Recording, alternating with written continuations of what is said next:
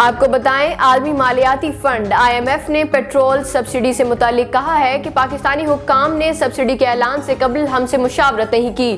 اپنے ایک بیان میں ترجمان IMF نے کہا کہ IMF سستا پیٹرول فراہم کرنے کی اسکیم کی لاگت، اہداف اور آپریشن کی تفصیلات پر بات کر رہا ہے۔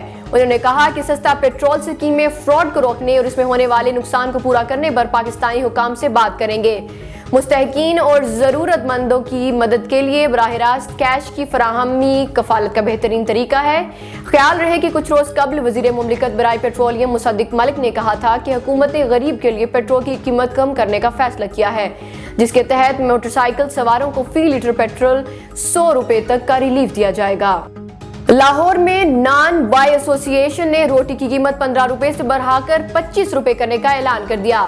نان بائی ایسوسی ایشن کی جانب سے آٹے کی قیمت میں اضافے کے بعد ہنگامی اجلاس طلب کیا گیا، جس میں فیصلہ کیا گیا کہ روٹی کی قیمت بڑھائی جائے گی۔